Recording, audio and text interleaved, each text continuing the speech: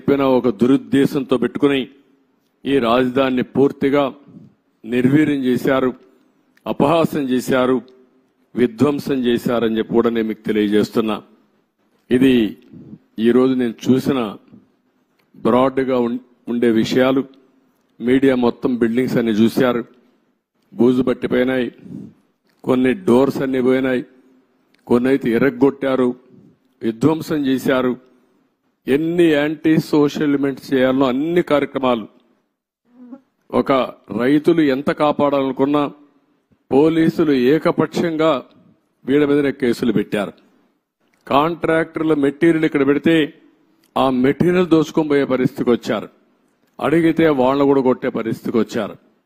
చాలా దారుణం, చాలా దౌర్జన్యం. ఏది ఏమైనా మళ్ళీ నేను ఇప్పుడే ఒక మాట చెప్పాను. ఒక పక్కన ప్రజలతో చర్చిస్తూనే ఎంత నష్టం జరిగింది రాష్ట్రానికి ఆ విషయాలు చెప్తూనే, మొత్తం ఇక్కడ చూస్తే బ్రహ్మాండమైన బిల్డింగ్స్ తో ఎక్కడికో వెళ్లవలసిన ఈ రాజధాని ఈ తొమ్మంతా పెరిగిపోయి ఎక్కడికక్కడ బిల్డింగ్ లేసిన ఫౌండేషన్ గాని కొంత కన్స్ట్రక్షన్ గాని కమ్మేసే పరిస్థితికి వచ్చింది.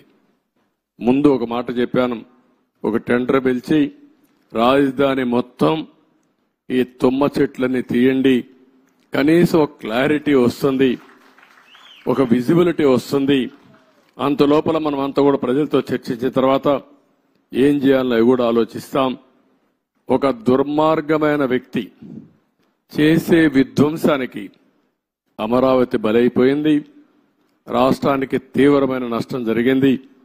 ఆ విషయమే ప్రజలకు చెప్తూ మీరందరూ కూడా ఒక్కొక్కసారి రాగద్వేషాలకు అతీతంగా ఇప్పటికి కూడా 11 సీట్లే వీళ్ళు గెలిచారు, కొంతమంది ఓట్లేశారు. ఓట్లేసిన వ్యక్తులు కూడా మీరు ఒక్కసారి ఆలోచించుకోండి. ఇలాంటి వ్యక్తికి ఓటేయడం భావ్యమా? అలాంటి వ్యక్తులు రాజకీయాలకు అర్హులా? ఇలాంటి వాళ్ళని మనం సహకరిస్తామా? ఒకవేళ ఇలాంటి వ్యక్తులు గాని రాష్ట్రంలో గాని రాజకీయాల్లో ఉంటే భవిష్యత్ ఏమవుతుంది అనే విషయం కూడా ప్రజలందరూ అర్థం చేసుకోవాల్సిన అవసరం ఉంది. ఇది మనందరి భవిష్యత్తు, మన పిల్లల భవిష్యత్తు.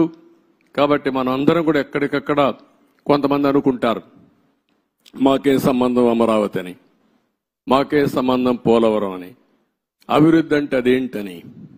అట్లా కాకుండా అభివృద్ధి జరిగితే మీ జీవితాలు బాగుపడతాయి.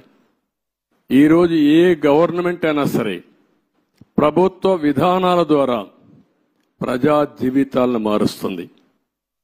అటు కేంద్ర ప్రభుత్వంలో ఉండే నరేంద్ర మోడీ గారు గాని, వివిధ రాష్ట్రాల్లో ఉండే రాష్ట్ర ముఖ్యమంత్రులు గాని, ఇక్కడ ప్రభుత్వం గాని మీ జీవితాల్లో వెసులుబాటు తీసుకురావడం, మీ జీవితాల్ని బాగు చేయడం, ఒక పక్క సంక్షేమ కార్యక్రమాలు చేస్తూనే ఇంకొక పక్క అభివృద్ధి కార్యక్రమాలు చేస్తూ తాత్కాలికంగా మీకు వెసులుబాటు ఇవ్వడమే కాకుండా దీర్ఘకాలంలో మీ జీవితాలకు వెలుగొచ్చే విధంగా చేయాల్సిన బాధ్యత ప్రభుత్వాలపైన ఉంది. ఈరోజు హైదరాబాద్ని అభివృద్ధి చేశాం, దాని ఫలితాలు అక్కడ ప్రజానీకం ఎంజాయ్ చేస్తున్నారు. అదొక తృప్తి నాకు. ఆ రోజు నేను వేసినటువంటి ప్రతి ఒక్క కార్యక్రమం చేసిన అభివృద్ధి కానీ, లేకపోతే వేసిన ఫౌండేషన్లు కానీ, ఆలోచనలు కానీ ఏది పెండింగ్ పెట్టకుండా ప్రతి ఒక్క ముఖ్యమంత్రి చేతనైనంత వరకు ముందుకు తీసుకెళ్లారు. చేత కాకపోతే వదిలిపెట్టారు, ఎవడు విధ్వంసం చేయలా. కానీ ఇక్కడికి వచ్చే కొందికి విధ్వంసం జరిగే పరిస్థితి వచ్చింది.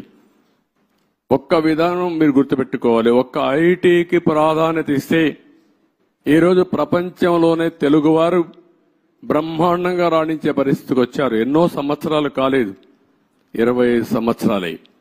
25 సంవత్సరాల్లో ఎన్నో దేశాలకు వెళ్లిపోయారు. నన్ను అరెస్ట్ చేసినప్పుడు చూస్తే నా జీవితంలో ఎప్పుడూ మర్చిపోలేను. 70-80 దేశాల్లో నిరసన తెలియజేశారంటే ఆ దేశాల్లో వీళ్ళు ఉన్నారని ఆశ్చర్యం వేసే పరిస్థితికి వచ్చింది. నిన్న కూడా మీరు చూశారు ఎన్నికల్లో అందరూ కూడా ఉదయం 8 గంటలకు 7 గంటలకు వచ్చి రాత్రి 2 గంటల వరకు ఓట్లేశారు. బయట ప్రాంతాల్లో ఉండే చిన్న చిన్న పనులు చేసుకునేవాళ్ళు ఇంటి పనులు చేసుకున్న పని వదిలిపెట్టి వాళ్ళు భోజనం ప్యాకెట్ తీసుకొచ్చి నేరుగా ఓటేసి మళ్లీ వెళ్లారు వాళ్ళ ఖర్చులతో. ఎక్కడో అమెరికా, ఆస్ట్రేలియా లేకపోతే ప్రపంచంలో వేరే దేశాల్లో ఉంటే లక్షల రూపాయలు ఖర్చు పెట్టుకుని వచ్చి ఓటేసి వాళ్ళ బాధ్యత నిర్వహించారు. ఈ విషయం ప్రతి ఒక్కరూ గుర్తుపెట్టుకోవాల్సిన అవసరం ఉంది.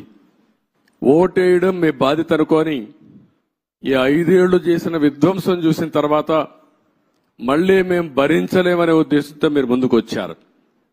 కానీ ఈ రోజు నేను ఇక్కడుండే ప్రజానీకాన్ని కోరేది ఒకటే, అనునిత్యం మీరు ఆలోచించాల్సిన అవసరం ఉంది. మాకు కూడా మీరు ఒక స్ఫూర్తిని ఇవ్వాల్సిన అవసరం ఉంది. ఎక్కడికక్కడ గైడెన్స్ ఇస్తా ఉంటే, మాకు కూడా ఆలోచనలు ఇస్తా ఉంటే, మా ఆలోచనలు మీ యొక్క సమస్యలు రెండు కూడా జోడించుకుని మెరుగైన ప్రజా విధానాలకు రూపకల్పన చేస్తాం. దానివల్ల మీ జీవితాల్లో మంచి జరుగుతుంది.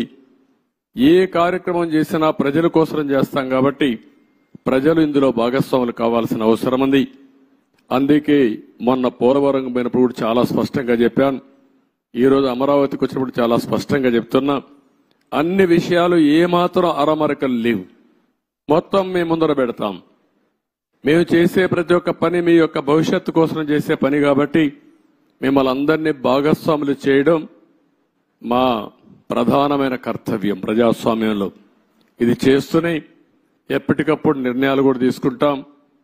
ఎవరైతే తప్పుడు పనులు చేసి కడాన కంకర కూడా దొంగిలించారో అలాంటి వాళ్ళని క్షమించడం కరెక్ట్ కాదు. వీళ్ళకి అలవాటు అయిపోయింది. అవి చేయడంగానే కాకుండా మళ్లీ ఇక్కడ వాళ్ళ ఇష్ట ప్రకారం రౌడీజం చేయడం, అందరినీ బెదిరించడం, అడ్డం వస్తే కొట్టడం, ఇష్టానుసారంగా ప్రవర్తించడం అన్నీ జరిగాయి. అవన్నీ కూడా ఏ మాత్రం కూడా ఎవ్వడి ఆటలు ఎక్కడ జాగవు, జరగనీయం. అవసరమైతే నిర్మోహమాటంగా అణిచివేస్తాం తప్ప ఇష్టానుసారంగా మేమేం చేసినా జరుగుతుంది. రౌడీజం చేస్తాం, రాజకీయాన్ని అడ్డం పెట్టుకుంటామంటే మాత్రం అది జరగనీయకుండా చేస్తారని చెప్పి కూడా మీ అందరికీ హామీ ఇస్తూ మరొక్కసారి అందరికి కూడా ఇక్కడుండే రైతాంగానికి మనస్ఫూర్తిగా నమస్కారాలు. మిగిలిన అన్ని విషయాలు మాట్లాడతాను. మీకేదైనా క్వశ్చన్స్ ఉంటే 1 or 2 media.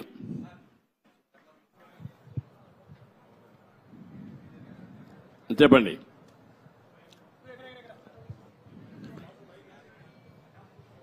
Mic mike hello sir, 1 minute mike. Mike ఎవరే ఇక్కడ? ఎవరికి ఇచ్చారు?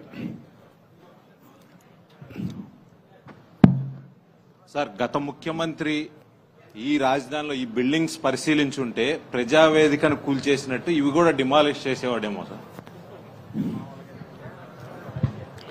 అది దేవుడు కాపాడాడు. ఒక ఉన్మాది బారి నుంచి ఇంకా ఫర్దర్ గా కూల్చేయకుండా దేవుడే కాపాడాడు అమరావతిని.